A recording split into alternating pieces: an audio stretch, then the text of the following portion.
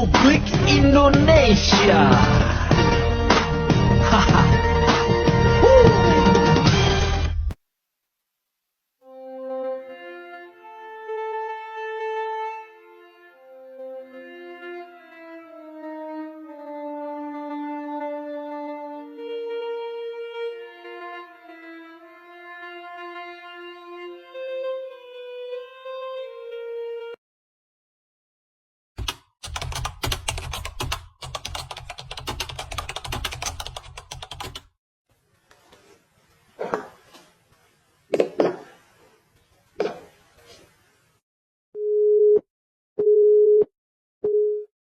Jakarta, 17 Agustus 1945,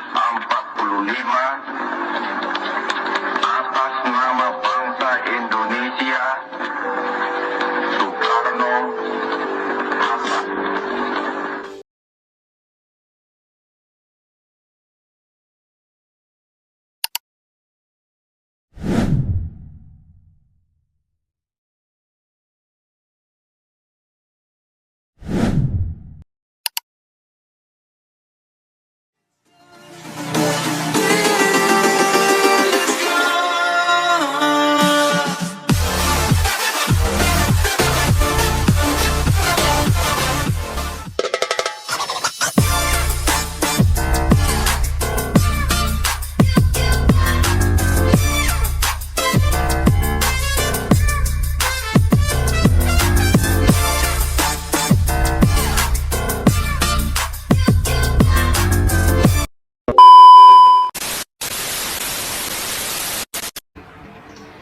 Selamat datang di podcast NAS tempat di mana kita dapat menggali kisah-kisah inspiratif dari seorang tokoh yang telah mengukir sejarah.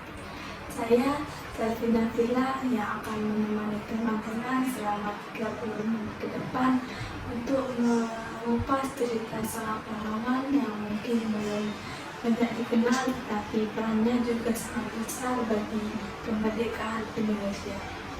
Hari ini kita akan membahas seorang tokoh yaitu Soekarni yang telah memperjuangkan Indonesia di usia mudanya. Soekarni dikenal sebagai seorang yang berdiri di garda depan perjuangan kemerdekaan Indonesia dan beliau menjadi seorang pemimpin pemberontak dan seorang yang tak kenal takut. Sebelum menggali lebih dalam bagaimana peran Soekarni di kemerdekaan Indonesia, izinkan saya menceritakan sedikit biografi singkat tentang sosok luar biasa ini. Soekarni lahir pada tanggal 14 Juli 1916 di Blitar, Jawa Timur, yang anak ke-6 dari 9 bersaudara yang ayahnya bernama Warukdinur Kartodiwirjo dan ibunya bernama Mbah Garum atau Supiah. Pada usia muda beliau sudah banyak mengikuti aktivitas pergerakan nasional, serta pada usia 20-an beliau sudah menjadi salah satu pemimpin muda berpengaruh. Pada momen-momen krusial menjelang proklamasi, Soekarnilah yang berani mendorong tindakan-tindakan cepat yang dapat mengantarkan kami menuju kemerdekaan. Soekarni adalah keturunan langsung pengawal setia Pangeran Diponegoro. Ia mempunyai buyut yang bernama Onggomerto. Karena didikannya, Soekarni berkembang menjadi penentang penjajahan Belanda yang agresif, berani, inventif, dan gigih. Pendidikan formal Soekarni Kartodiwirjo yaitu meliputi HIS SD, Mulo SMP, Warwick School atau sekolah guru, dan Fox University atau Universitas Rakyat. Sebelum Sukarni masuk di HIS, Sukarni bersekolah di Mardi Siswo. Sukarni adalah seorang pemuda yang berjiwa besar dan keinginan yang kuat untuk memperjuangkan kemerdekaan Indonesia.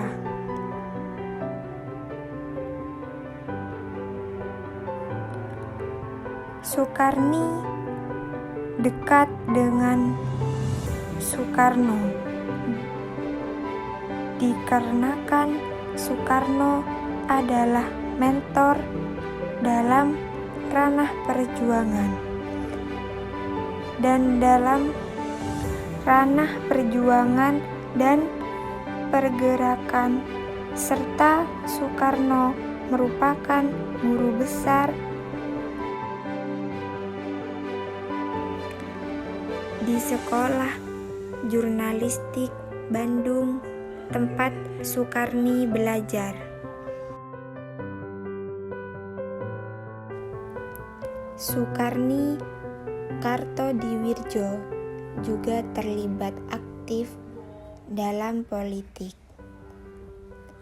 Meskipun aktif di dalam politik, posisi Sukarni tidak selalu aman. Pada masa Orde Baru, setelah peristiwa gerakan 30 September 1965, Partai Murba dibubarkan oleh pemerintah karena dianggap berhaluan kiri. Sukarni ditangkap dan dipenjara tanpa proses pengadilan yang jelas.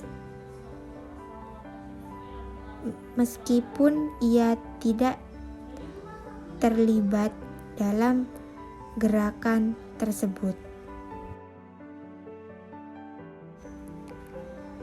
Sukarni adalah sosok yang mewakili semangat pemuda Indonesia.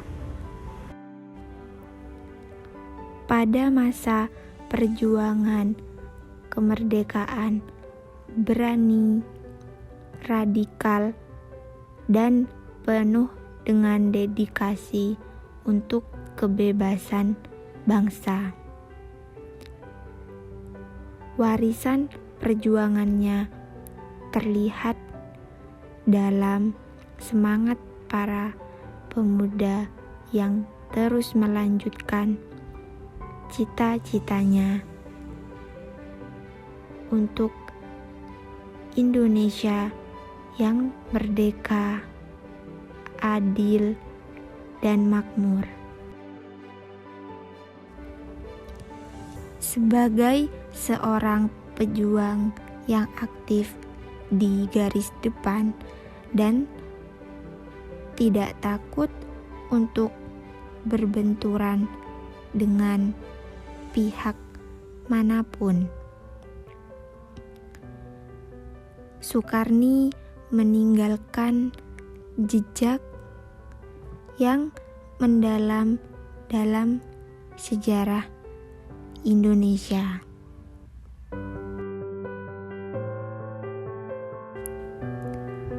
Namanya mungkin tidak selalu muncul di barisan terdepan pahlawan nasional yang paling dikenal. Namun, perannya dalam memastikan Indonesia memproklamasikan kemerdekaannya tidak bisa diabaikan. Sukarni meninggal dunia pada tanggal 7 Mei 1971 di Jakarta dan dimakamkan di Blitar. Meski semasa hidupnya perannya sering diabaikan, terutama pada masa Orde Baru. Soekarni dikenang sebagai pahlawan nasional yang berani dan tegas dalam memperjuangkan kemerdekaan Indonesia. Nah, untuk menggali lebih dalam bagaimana peran Soekarno dalam memperjuangkan kemerdekaan, kali ini saya tidak sendirian. Kali ini saya beruntung bisa menghadirkan dua narasumber hebat yang dapat memberikan informasi bagaimana peran Soekarno di kemerdekaan Indonesia. Baik, selamat datang di podcast NAS.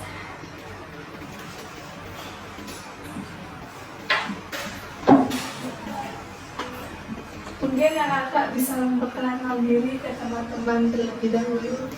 Perkenalkan, nama saya Davina Sari.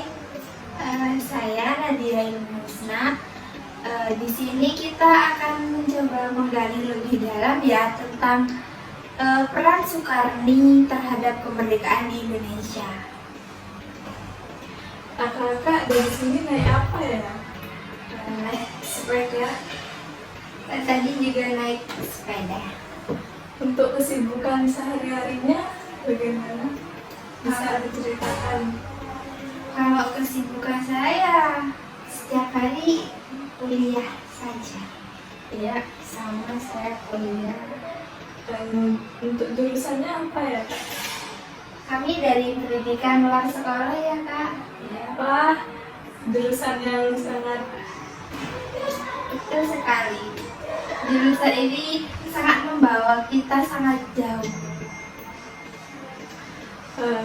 mungkin kita langsung mulai ya, Kak, ya? Iya, yang boleh.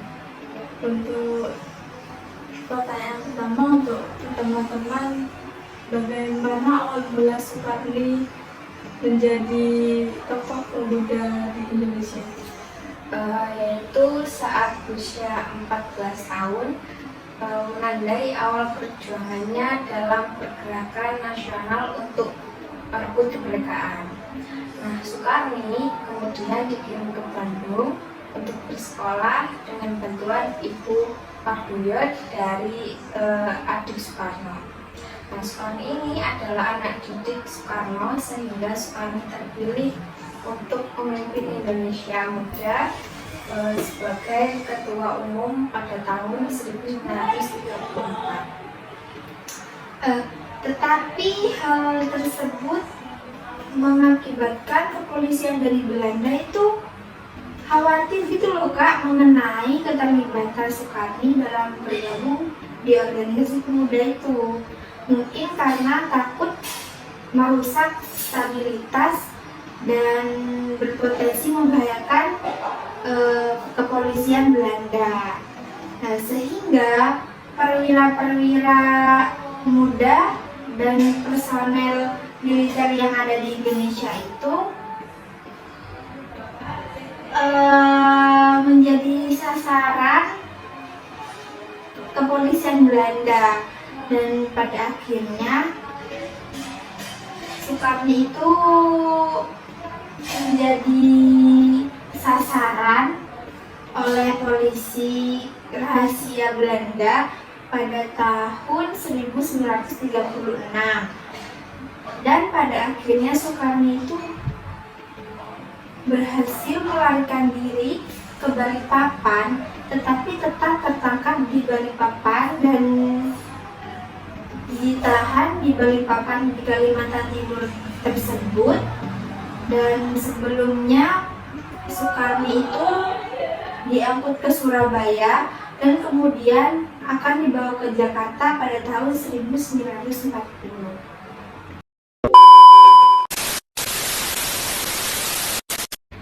Lalu berapa tahun Sukarni dibebaskan dari penjara Belanda? Sekitar 2 tahun, yaitu dari tahun 1940 sampai 1942, atau lebih tepatnya pada awal pemerintahan Jepang. Lalu setelah bebas, Sukarni mulai dengan mengorganisir kembali kader-kader perjuangan kemerdekaan muda pada tahun 1943. Nah, Asrama Menteng Raya 31 menjadi tempat berkumpulnya para pemuda pejuang kemerdekaan tersebut, yang didirikan oleh Hitoshi Shimizu dengan tujuan membentuk kelompok inti para aktivis muda untuk memberikan pelatihan dan pengetahuan kepada kader-kader lokal. Tetapi pada saat itu Sukarni lalu mengambil alih ketua Asrama Menteng Raya karena mendapatkan kepercayaan dari Hitoshi Shimizu tadi. Nah, kemudian Sukarni berhasil dibentuk menjadi pemuda yang revolusioner melalui keterlibatan politiknya di organisasi-organisasi muda di Indonesia. Kursus kader politik Soekarno dan Asrama Menteng 31, Sukarni telah mengemban berbagai tanggung jawab sepanjang sejarahnya, sepanjang sejarah perjuangan kemerdekaan ini, sebagaimana yang terlihat dari semua pengalaman tersebut. Itu peran Sukarni dalam peristiwa Menteng. Ya,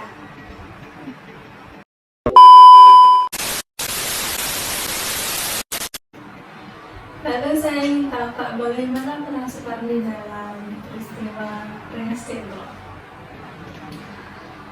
Setahu saya, mungkin Sukarni adalah salah satu yang ikut serta aktif dalam proklamasi kemerdekaan. Nah, Indonesia akhirnya bisa merdeka pada tanggal 17 Agustus 1945.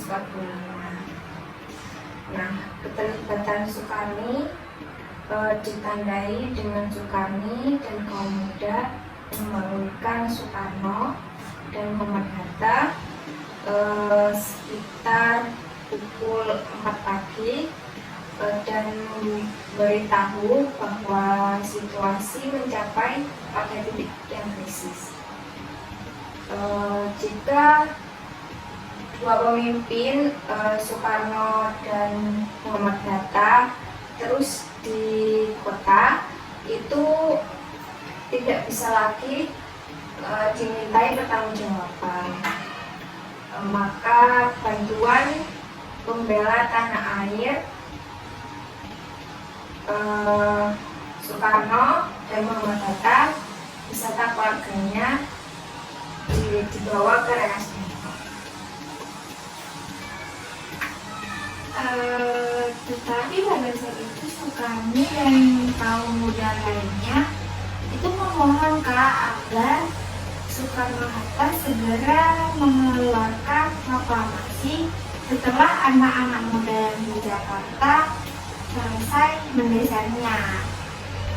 Sedangkan Soekarno dan Muhammad Hatta sebaliknya, ketika langkah itu dilakukan, maka akan membahayakan keselamatan mereka sendiri karena mereka menolak diganggu dan lebih berpegang pada perhitungan dan rancangan mereka itu sendiri. Nah, Sukarni ini beserta kaum muda itu terlibat cekcok karena dia ingin bahwa Jepang yang memerintahkan Sukarjo ke Rengas Dengklok. Akhirnya Sukarjo dan sekutunya berhasil membujuk Sukarni untuk membebaskan Soekarno dan Muhammad Hatta dan mengizinkan melakukan perjalanan ke saat itu Soeharto dan kawan-kawannya mencari kelompok dengan sudut pandang yang berlawanan. Meskipun sudah membuat persiapan sendiri, Laksamana Angkatan Laut Maeda menawarkan dukungan dan bahkan membiarkan para pemimpin Indonesia bertemu di rumahnya di Jalan Imam Bonjol. Lalu pada saat itu Sukarni juga mengungkapkan rencana pemberontakan malam itu juga dan telah dilihat untuk mendukung pelaksanaan proklamasi pada pertemuan yang diadakan di rumah Sang Maeda. Laksamana Maeda merekomendasikan mengambil tindakan untuk mencegah pemberontakan semacam itu karena mungkin itu akan dapat menghentikan pernyataan jika seperti itu. Para pemimpin Indonesia akan ditangkap oleh militer Jepang. Sebuah pertemuan kemudian diselenggarakan untuk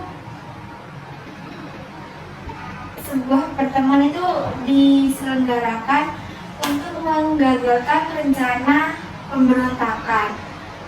Kemudian Soekarno mengatakan di awal pertemuan itu bukan pertemuan PPKI, melainkan pertemuan delegasi nasional Indonesia. Soekarno-Hatta, Ahmad Subarjo, Sukarni, dan Said-Melik semua duduk di meja yang sama untuk membicarakan masalah tersebut tadi.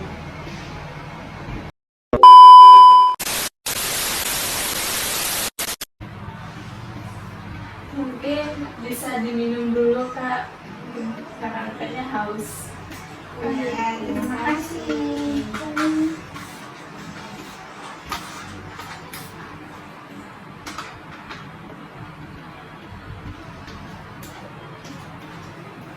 Sudah Kak?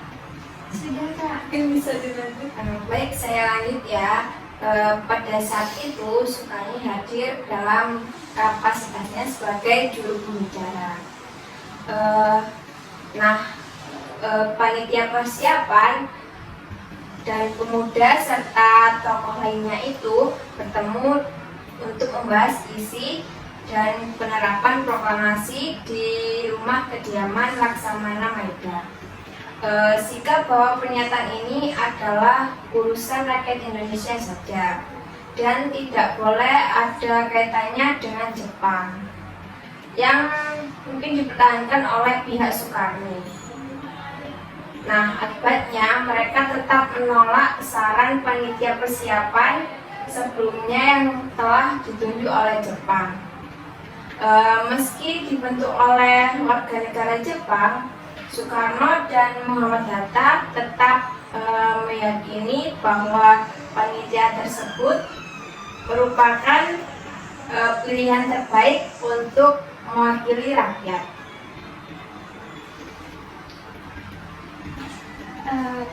Mungkin itu saja sih Kak sepengetahuan dari kita ya tentang peran Soekarno tersebut dalam memperjuangkan kemerdekaan Indonesia.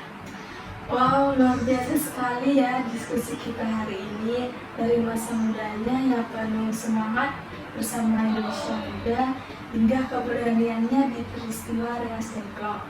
Soekarni benar-benar menunjukkan bahwa peran pemuda dalam memperjuangkan bangsa sangatlah penting. Sosoknya adalah pengingat bahwa perubahan besar seringkali dimulai dari tekad yang kuat dan tindakan berani.